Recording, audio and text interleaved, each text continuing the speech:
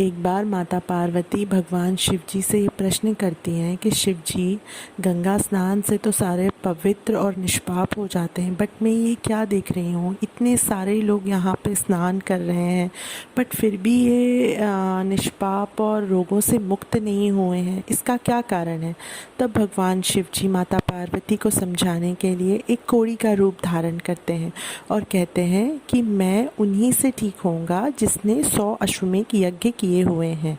तो माता पार्वती जी कहती हैं ठीक है। वो लोग वहीं किनारे पर बैठ जाते हैं और माता पार्वती भगवान शिव जी की सेवा करती हुई रहती हैं। तब वहाँ पे बहुत सारे लोग आते हैं और देखते हैं इतनी सुंदर सी स्त्री और इतने बूढ़ा सा आदमी इसकी सेवा कर रही है। तो कुछ लोग माता पार्वती को प्रलोभन देते हैं कि तुम क्यों अपना लाइफ बर्बाद कर रही हो, तुम हमारे साथ चलो, हम तुमको अच्छे से रखेंगे। वो कहती है नहीं नहीं, अगर आप मेरे पति को ठीक कर सकते हैं तो बताइए। कुछ लोग आते हैं जो माता पार्वती की मदद करना चाहते हैं, लेकिन जब वो ये सुनते हैं कि इनके पति उन्हीं से ठीक होंगे जिन्होंने 100 अश्वमेध यज्ञ किए हैं, तो वो भी परेशान हो जाते हैं और कहते हैं ऐसा तो इस धरती पर कोई नहीं है जिसने 100 अश्वमेध यज्ञ किए हैं, क्योंकि एक इंसान के लिए एक लाइफ में इतने अश्वमेध यज्ञ करना पॉसिबल नहीं है। तब वहाँ से एक ब्राह्मण आ रहा होता है जिसकी एज भी बहुत कम होती है और वो ब्राह्मण कहता है कि मैंने 100 नहीं, मैंने तो पता नहीं कितने हज़ारों अश्वमेध यज्ञ किए हैं, असंख्य अश्वमेध यज्ञ किए हैं। असंख्य मीन्स अनलिमिटेड अश्वमेध यज्ञ किए हैं। तो सारे लोगों को बड़ा स्ट्रेंज होता है कि ये इतनी छोटी सी एज में इन्होंने इतने अश्वमेध यज्ञ कैसे कर लिए।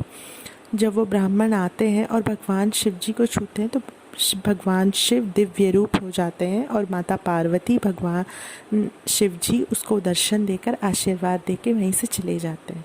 और भगवान शिव माता पार्वती को बताते हैं कि जब जो भी व्यक्ति गंगा स्नान के लिए जैसे ही मन बना के अपने घर से निकलता है और वो जो निकलने के बाद जो एक एक कदम रखता है, उस एक एक कदम से उसे एक एक हज़ारों अश्वमेध यज्ञ करने का फल प्राप्त होता है।